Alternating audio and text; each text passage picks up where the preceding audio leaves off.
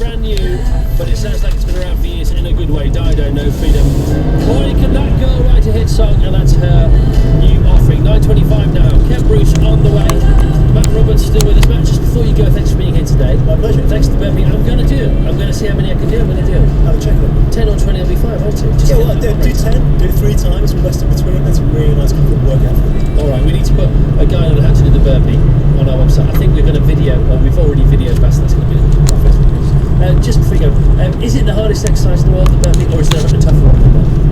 Do you know, it probably is one of the hardest individual exercises. There's another weirdly named one called fartlek training, just to keep you on your toes, and that's doing interval training on a track. But burpees actually probably is the one that on its own, for one thing, is probably the toughest one to do. If we burpee like 10, 20, 30 times a day for the rest of our lives, it would be sort of heading in the right direction. It's going to be a really good thing to do. I think that, if you're not fit to start with, don't start with the burpees. No good advice. If you're into exercise, doing that regularly definitely gets you and keeps you fit. So Matt, thanks for being here today. Simon Coach has joined us. You're pretty fit yourself, aren't you, Simon?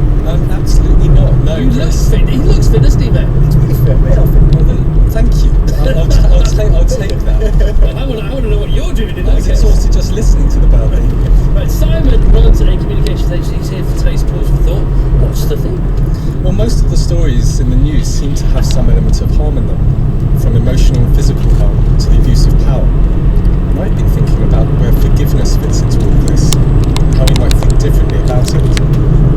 In the 1990s in Kaduna, northern Nigeria, a hotbed of Christian Muslim conflict, Imam Muhammad Ashafa and Pastor James Wuya, fueled by the fire of hate and misguided faith, led armed militias against each other.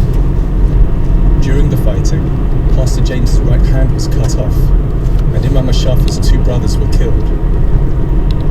Somehow, after years of self-reflection and dialogue, they not only found forgiveness, but love.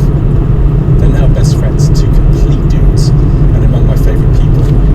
Like an old married couple, they finish off each other's sentences, preaching peace instead of war, brother instead of other.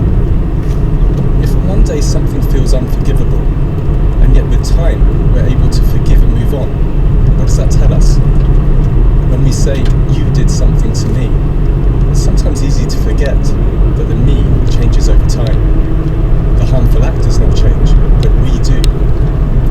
A wise person once said, forgiveness is a gift you give yourself. And in my experience, the hardest person to forgive is definitely me. I regularly fall short of my own standards and have to work hard to avoid falling into a harmful cycle of self-loathing. But I find comfort in a core belief in the good of all people, including myself.